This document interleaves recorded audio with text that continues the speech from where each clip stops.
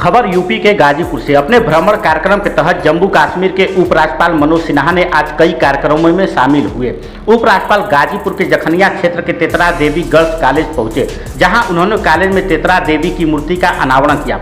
LG Manoj Sinha ने अलीपुर मदरा गांव में ग्राम सचिवालय अतिथि गृह का लोकार्पण भी किया। उन्होंने लोगों को संबोधित करते हुए कहा कि देश लगातार प्रगति कर रहा है, लेकिन देश की प्रगति को रोकने के लिए साजिश भी की जा रही है। ऐसे में सभी को सावधान रहने की जरूरत है। हम अपनी जिम्मेदारी भी समझें, क्योंकि लगातार षड्यंत्र और कोशिशें होंगी कि ये जो व्यवस्था चल रही है, भारत मजबूत हो रहा है। केवल यही नहीं, अंतर्राष्ट्रीय ताकतें भी इस साजिश में शामिल होगी कि भारत की प्रगति जो बढ़ हो रही है तेजी से, इसे कैसे रोका जाए। अनेक प्रकार के षड्यंत्र होंगे। इन षड्यंत्रों से सावधान रहना। अगर थोड़ी भी चूक हमसे हुई, लंबे कालखंड तक हम गुलाम रहे हैं। मुझे लगता है कि फिर से अगर हम लड़खड़ाए तो हमारा स्वाभिमान जो आज जागृत हुआ है, जिस रास्ते पर हम बढ़ रहे हैं, उस रास्ते से विचलित हो जाए। ये आवश्यक है। जब हमको वक्त आवे, जब समय की मांग हो, तो हम अपने राष्ट्रीय कर्तव्यों का निर्वहन करें। उस समय हम मुगालते में पड़ जाते हैं। मेरा आप सबसे निवेदन होगा, इन प्रश्नों पर आप विचार करें।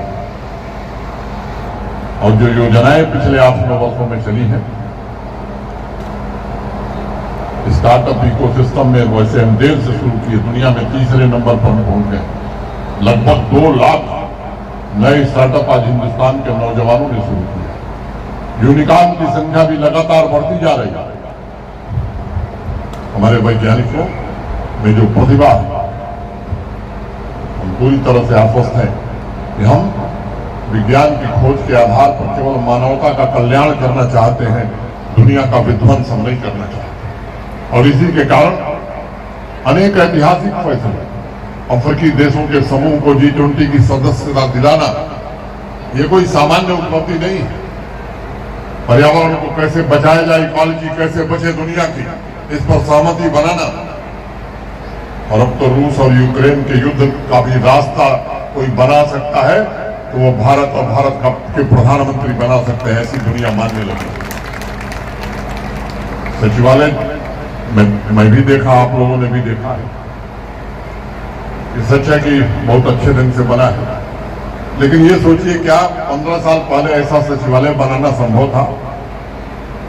क्या 10 साल पहले हम ऐसा सोच सकते थे कि गांव का सचिवालय ऐसा हो सकता है? जब व्यवस्थाएं बदलती हैं, शासन की नीतियां बदलती हैं, तब विकास के काम अच्छे ढंग से होते हैं। लेकिन शासन की नीतियां जितनी अच्छी हो जाए, व्यक्ति अगर नहीं करना चाहता है तो भी नहीं होगा। तो ये सुखद संयोग था कि शासन की नीति, शासन के कार्यक्रम ऐसे थे, और यहाँ के प्रधान और अटल जी और इनके सारे सहयोगी इसमें तत्पर होकर के, और प्रशासनिक अधिकारी भी इस काम में आगे बढ़े। इसके कारण ये व्यवस्था हो पाई। अब क्या सभी गांवों में, सभी पंचायतों में इस तरह का सचिवालय बने? ये आवश्यक है या नहीं है? बनना चाहिए? नहीं। मैंने पहले पूछा कि पहले क्यों नहीं बनता था? तो जो सचिवालय बना रहा है, जिस व्यवस्था के अंतर्गत ये सचिवालय बन रहे हैं, उस व्यवस्था को कायम रखने में हम क्या कर सकते हैं, इसका भी मूल्यांकन और इसको भी सोचने की जरूरत है। कभी कभी हम भावावेश में आ जाते हैं, और भावावेश में ऐसा फैसला करते हैं कि बड़ा पश्चाताप होता है। मैं माता जी के पूरे परिवार को बधाई देना चाहता हूं। अपनी माता जी की मूर्ति लगाकर इन्होंने एक व्यवस्था स्थापित की है।